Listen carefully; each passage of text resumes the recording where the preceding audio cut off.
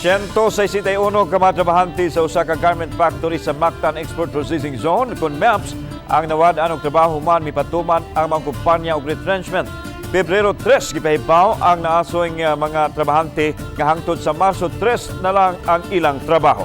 Subay niini mipahigayon og special recruitment activity ang Peso Lapu-Lapu uban sa usa ka kompanya usab nga nangita og usa ka gatos ka mga mananahi. Sa naasong special recruitment activity, 20 ang na-hire gikan sa 46 nga nang-apply. Miapod-apod usab ang DSWD7 og financial assistance og family packs ngadto sa mga apektadong trabahante ubos sa AIX program kun assistance to individuals in crisis situation.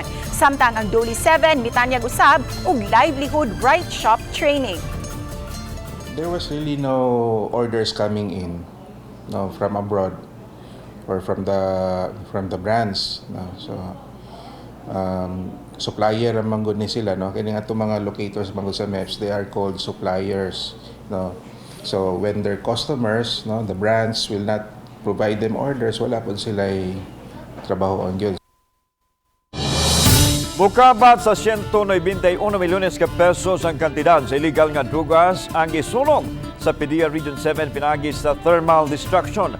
Lakip na nini ang shabu nga nasakmit gikan sa usa ka South African nga nadakpan sa Mactan, Cebu International Airport. Ani ang report. Mao kini ang kinilong shabu nga gilatag sulod sa usa ka punerarya sa Dakbayan, Sugbo. Mukabat sa 191 milyones pesos ang kiniribuk ang kantidad sa mga kontrabando. 120 milyones pesos gikan sa Afrikanong si Pietro Calico nga nadakpan sulod sa Mactan, Cebu International Airport niadtong Pebrero 1. More than 28 kilos of shabu and around 168 grams of marijuana ang atong gidestroy, Sir Alan, mo balor og more than 191 million pesos. Ang atong destruction, Sir Alan, it was the first for the year.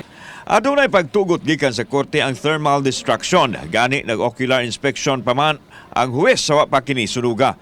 Sa pangutana nganong thermal destruction ang proseso sa disposal sa drugas?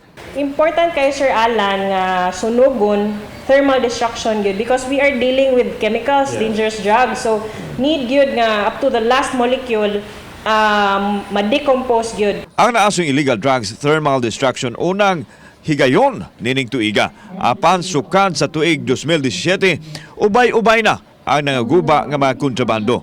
Kabahin kini sa demand reduction program sa ahensya sa Kamhanan. Hugot ang pakigalayon sa Philippine Drug Enforcement Agency, Philippine National Police ug ubang ahensya batok sa illegal drugs.